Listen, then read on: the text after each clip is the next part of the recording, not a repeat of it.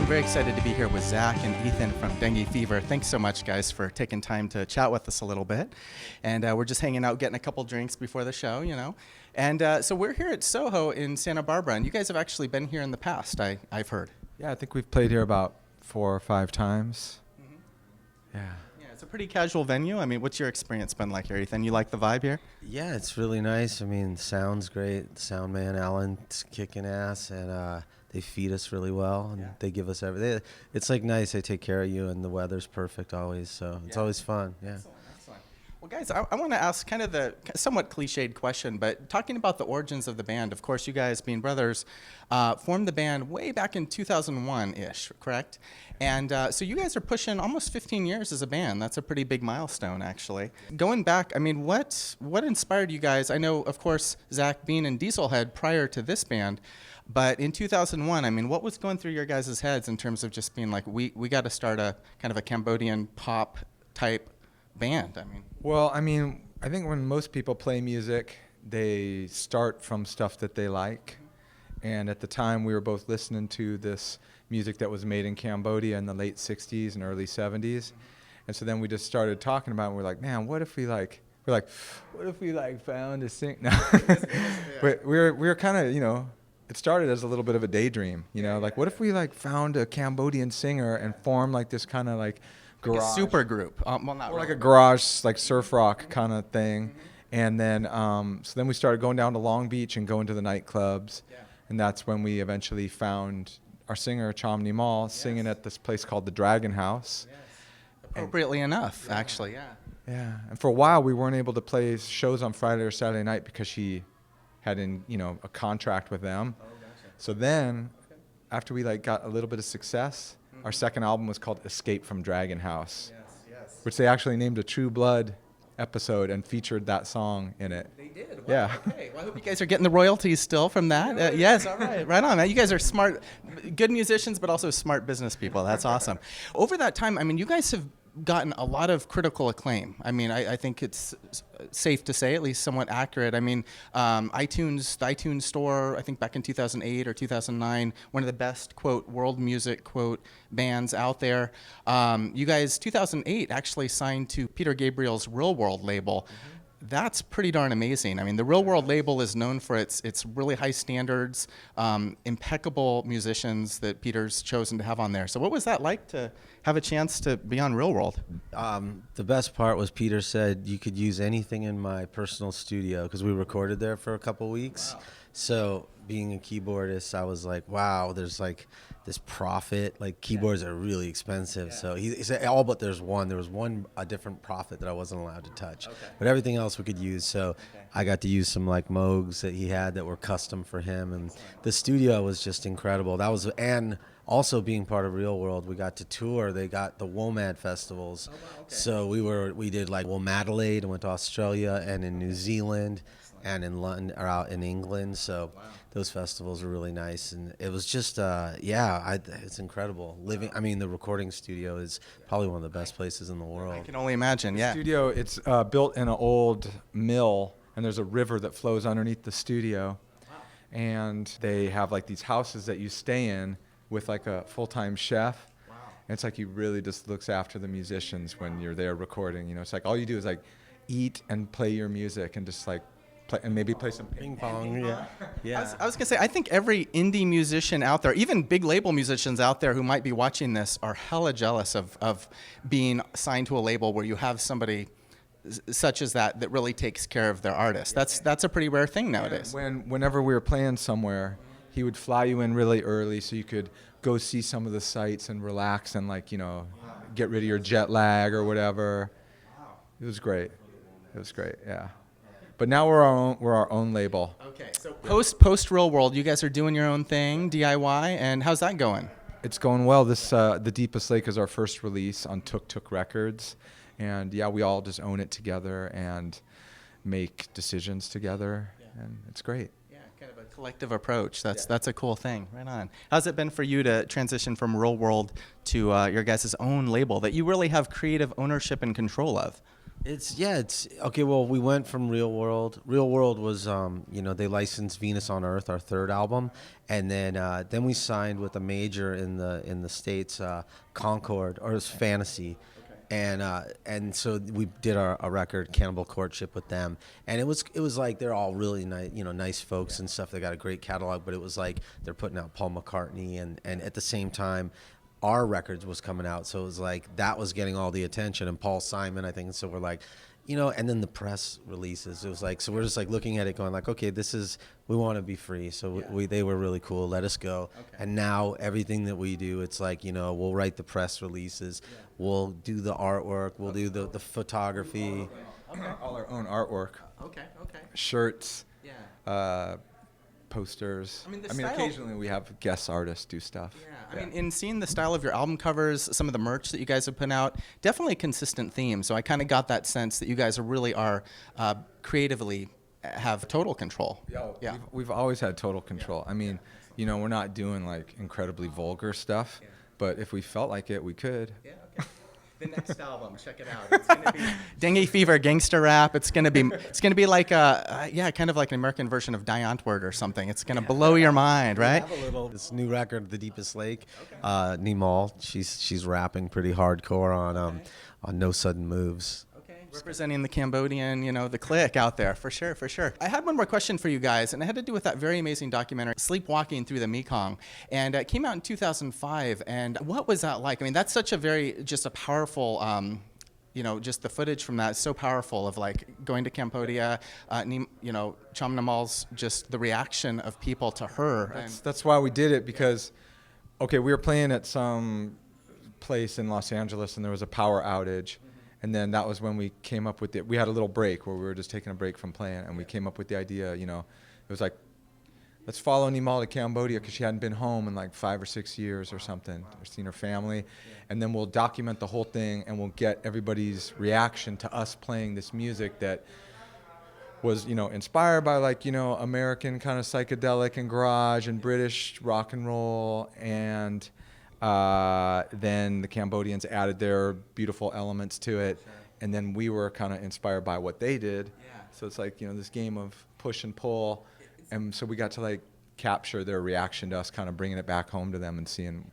That's such an amazing phenomenon, because I mean, you have some real cultural influences, and it was definitely referenced in the documentary about, sadly, the role of the Khmer Rouge, and kind of the cultural genocide that occurred. I mean, so much of that music that represented, the kind of, to some level, I don't want to say fun-loving, but that culture in the 60s, the surf garage element with Cambodian pop, and then a lot of that, in many ways, was kind of obliterated. And to hear some of the people that were around back then, just what that means to sort of revive that era. I mean, I don't even think people here in America, I mean, we can talk about trends, musical, things that came and go, but I mean, there culturally, I mean, it was something that was sort of eliminated from the map, correct? Yeah, Pol Pot was killing anybody that wore glasses or didn't have calluses on their hands or any Western influences. And he wanted to pretty much get rid of anybody who thought for themselves. Yeah. So.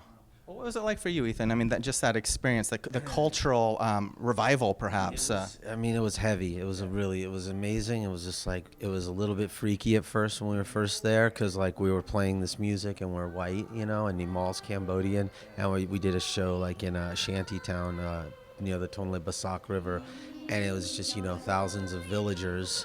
And I mean, and they were just like little kids climbing all over me, and everyone. It was just like very poor, but it was like, and then we played these songs, and they were like, after we played, it was just like dead silence. But it's a cultural thing, because they don't really applaud the true Cambodians, and we're like, whoa, do they like it? Or then it was like they smiled, and then as we, and it built on, and it's been great. Now we go there and they go crazy and they dance, but like what you were talking about, has it all come in, the cultural clamp that the Khmer Rouge put down on it.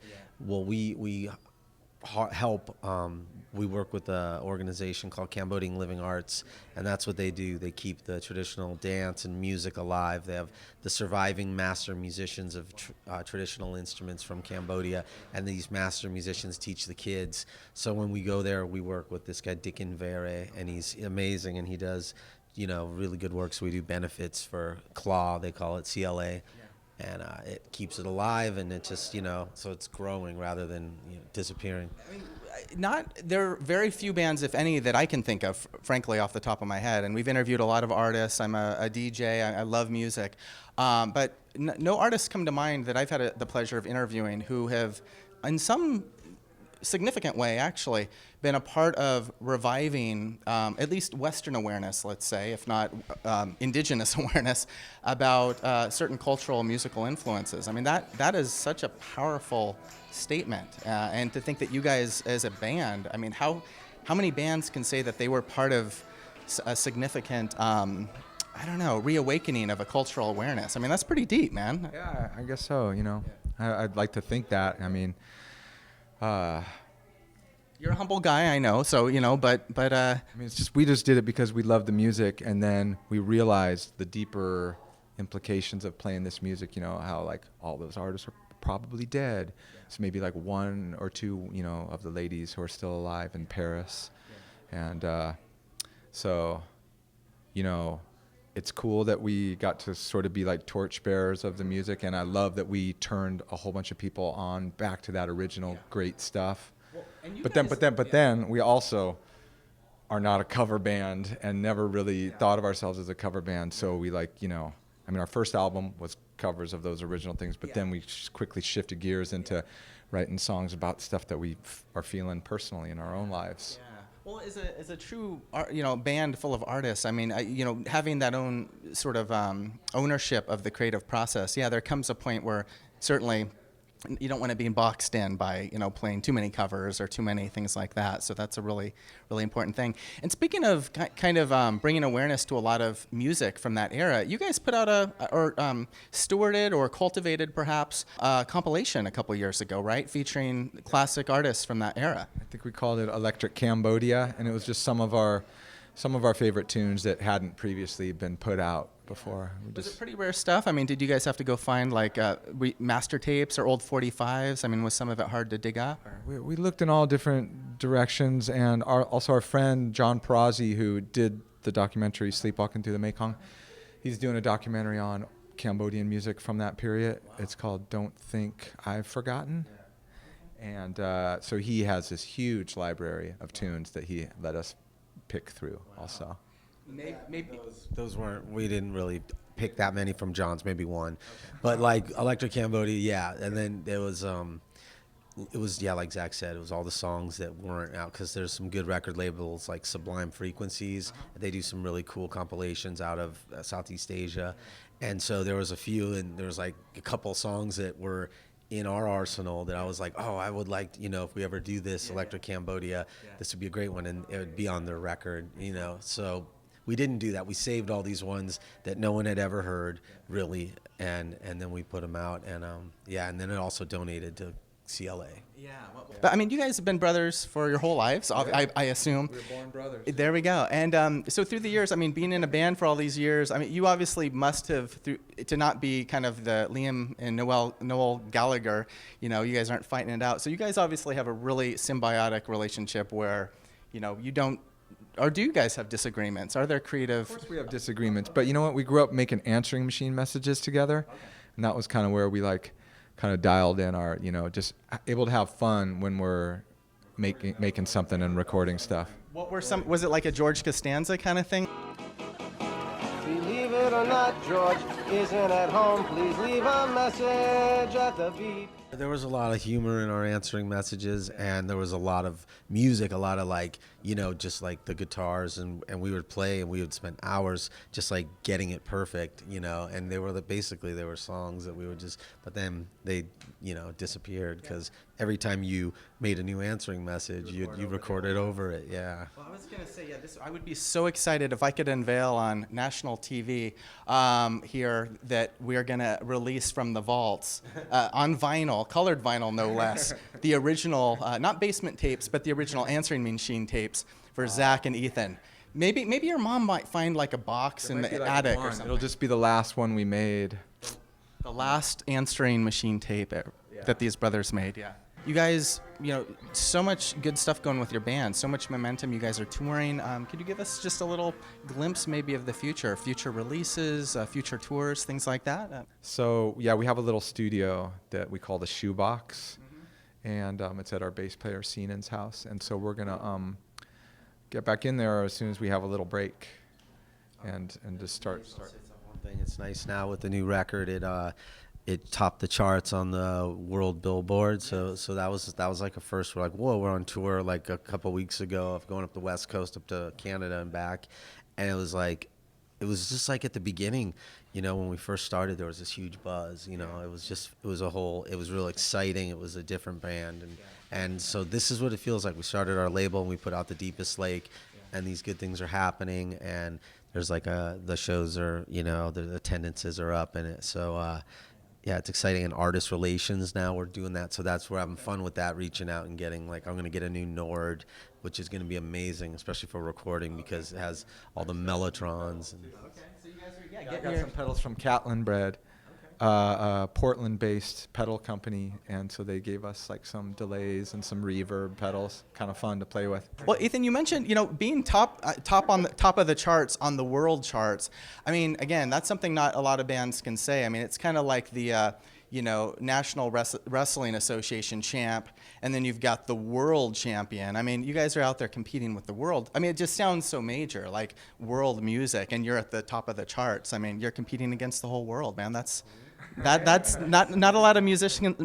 You guys are just so humble, man. If I were in your band, I'd be shouting from the rooftops, all this stuff. I mean, you don't want to start tripping out about charts and because then when it's always like a roller coaster, and then if you start, oh, nobody liked that song because it's all in Cambodian, it's sung in Khmer. You know what I mean? It's we never were trying to have any mass appeal. Yeah. All just doing what we just felt like doing. And you guys, I mean, Zach, you just brought up a really good point. One last question here is, I know, obviously in terms of the lyrical content or the linguistic content of your guys' song, I mean, it's largely, I guess, in all cases, either Khmer or English, right? And so One song had some French in it. Oh, it had some French. Okay, so you got to do that because the world music connection. You got to. A song called "Good Morning, Thank You, Goodbye," which started from I had this guy. He had just gotten back from. He's a musician. He just got back from Japan. I'm like, oh, did you learn any Japanese? I don't know. Good morning. Thank you, goodbye.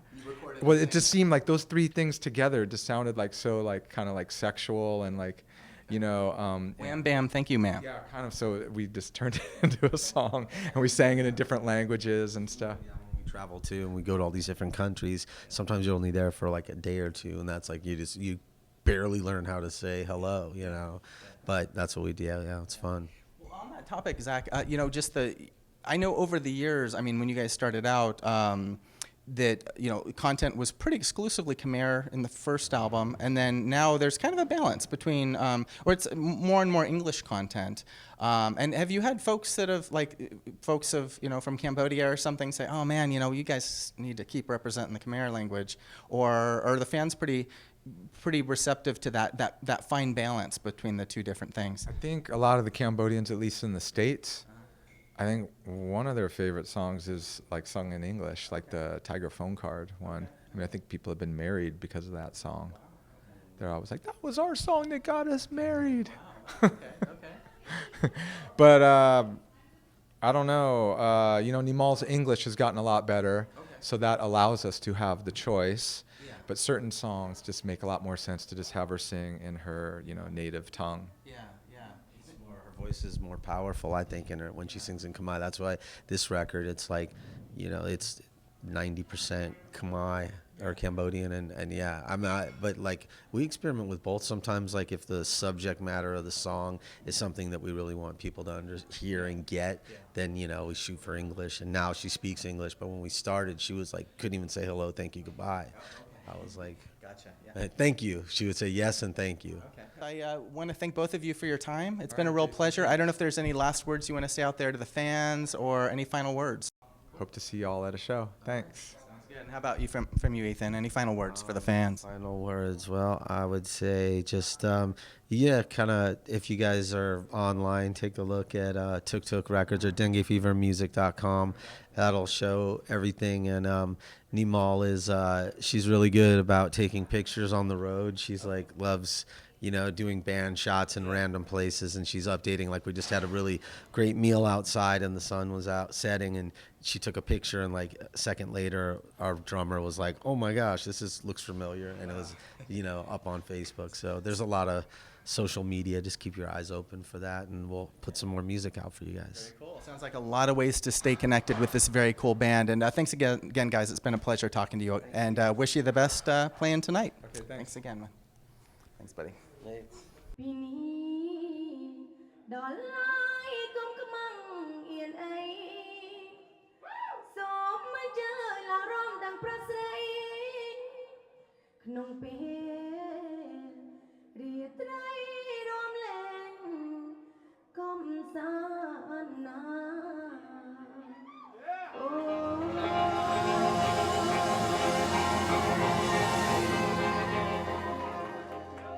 น้อย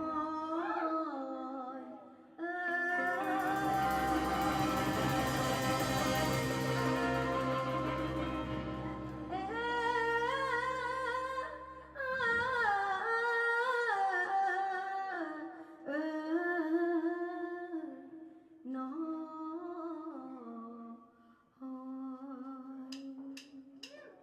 ย